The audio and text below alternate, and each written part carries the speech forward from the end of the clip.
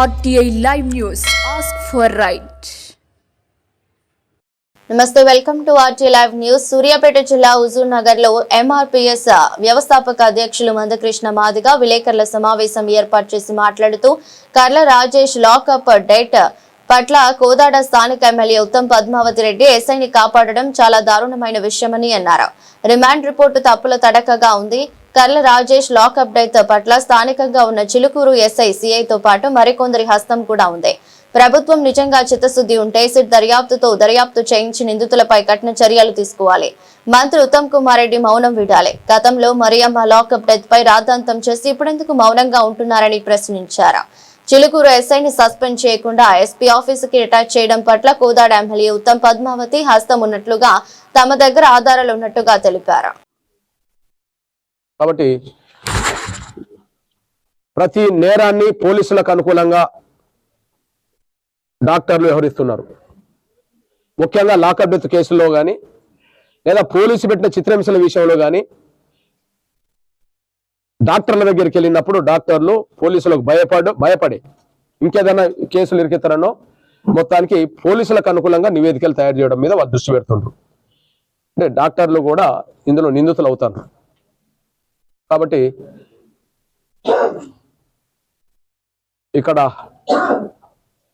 ప్రతి ప్రభుత్వ ఆసుపత్రిలో ఉండాల్సిన డాక్టర్ల సంఖ్య కంటే తక్కువ ఉన్నది, సిబ్బంది తక్కువ ఉన్నది. ప్రభుత్వ ఆసుపత్రుల్లో పేదలే వస్తున్నారు కనుక వైద్యం పేదలందరికీ సకాలంలో సంపూర్ణంగా అందించాలంటే ప్రతి ఆసుపత్రిలో ఎంతమంది వైద్యులు సిబ్బంది అవసరమో అది ఆలస్యం చేయకుండా అదంతా భర్తీ చేయాలి. ఓన్లీ హుజూర్ నగర్ కాదు, రాష్ట్ర వ్యాప్తంగా. అదే సమయంలో పర్యవేక్షణ కూడా జరగాలి.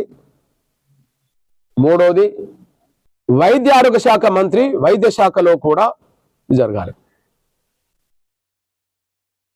పోలీస్ డిపార్ట్మెంట్ కంట్రోల్ రూమ్ ఉన్నదా?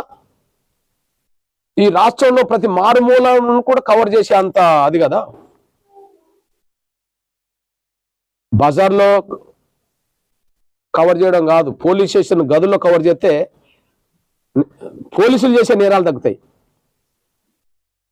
లాకప్లో ఉండబడే దాని మీద కూడా మీకు సిసి ఫుటేజ్లు ఉంటే, ఆడ కంట్రోల్ రూమ్లో ఉంటే ఈ చిత్రహింసలు జరగవు, ఈ దాచిపెట్టే వెహికల్ జరగదు.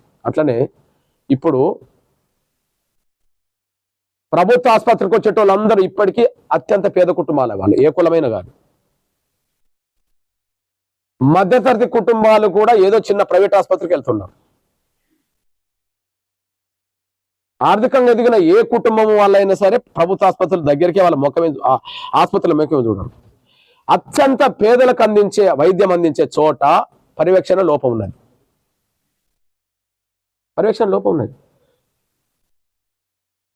నిజంగా చెప్పాలంటే పర్యవేక్షణ లోపడం వల్ల డాక్టర్లది ఆడ నర్సులది ఇష్టాన్ రాజ్యం.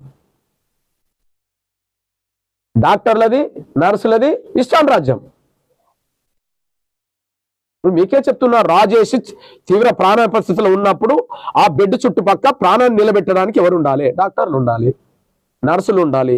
క్షణం ట్రీట్మెంట్, లాస్ట్ దశలో ఉన్న వ్యక్తి పట్ల ట్రీట్మెంట్ జరుగుతుంది. చనిపోతాడేమో కానీ ట్రీట్మెంట్ జరుగుతుంది. అది చూపించుకోవాలి కదా వాళ్ళు, అది మాయం చేశారు. అంటే ప్రతి ఆసుపత్రిలో ప్రతి బెడ్కి సంబంధించిన కాడ కూడా సకాలంలో పేదలకు వైద్యం సక్రమంగా అందుతుందా లేదనే విషయం తెలుసుకోవడానికి ప్రభుత్వానికి, అది వైద్య శాఖకు కళ్ళు చెవుల్లాగా చూడడానికి ఆసుపత్రిలో ఏర్పాటు చేసే సీసీ ఫుటేజీలు కేంద్ర కార్యాలయంలో హైదరాబాద్లో కూడా ప్రతి ఆసుపత్రిని నిఘా కేంద్రంలో పెట్టాలి. ఒకటి, లక్ష్మీకాంత రెడ్డి మాత్రమే పోస్ట్ మార్టం చేయడానికి కారణం రావట్లేదు. ఇప్పుడు మీరు ఇక్కడ నుంచి పంపిన రిపోర్టే కదా మీరు అక్కడ ముఖ్యమంత్రి చెప్పేది. ఈ నుండి వచ్చే రిపోర్ట్ కదా మీరు చెప్పేది. మీరు ఫీల్డ్ మీదకి వెళ్తలేదు కదా. ఫీల్డ్ మీద వచ్చే రిపోర్ట్ ఇచ్చే అధికారులు సక్రమంగా లేకపోతే ప్రభుత్వానికి వాస్తవం తెలియవు అని చెప్పి నేను ఆయనకు చెప్పొచ్చా. ఆయన జాని పేరు కూడా చెప్పొచ్చా. అంటే తర్వాత జరిగిన పరిణామాల్లో వాళ్ళు 100% కప్పిపుచ్చుకొని ప్రయత్నం చేసినా రోజు వెలుగులోకి రావడం వల్ల ఒకరు సస్పెండ్ అయ్యారు, ఒకరు అటాచ్ అయిపోయారు. కానీ కేసు అయితే నమోదైంది కదా. ఇక్కడనే అర్థమవుతలేదా? 100% కప్పిపుచ్చుకోవాలనుకున్నా కూడా చేసిన నేరం వెంటాడుతుంది అనే దాని మీద వీళ్ళు వాళ్ళని వెంటాడుతుంది, వాళ్ళని వదిలే ప్రసక్తే లేదు. అదే సమయంలో 30 తారీఖు నాడు, 10వ తారీఖు నాడు కర్ల రాజేష్ సంతాప సభ ఉన్నది. ఆ సంతాప సభను జయప్రదం చేసే విధంగా అందరు కష్టపడాలని చెప్పి నేను విజ్ఞప్తి చేస్తున్నా. ఈ విషయంలో నేను దీన్ని వాస్తవానికి దేశంలో లాకప్ డెత్తులు జరుగుతున్నాయి. మొన్నటి వరకు నేను మరియమ్మ కేసులో కూడా నేను ఇన్వాల్వ్ అయ్యాను, అక్కడ జరిగింది. ఆ తర్వాత లాకప్ డెత్ జరిగి కనుమరుగు చేసి ఇక్కడ కుట్రలు ఇక్కడ జరిగినాయి. ఆ కుట్రలను ఛేదించడం కోసం ప్రత్యేకమైన దృష్టి పెట్టి మేము పనిచేస్తున్నాం. కారణం ఏంటంటే భవిష్యత్తులో ఇట్లాంటి జరగద్దని,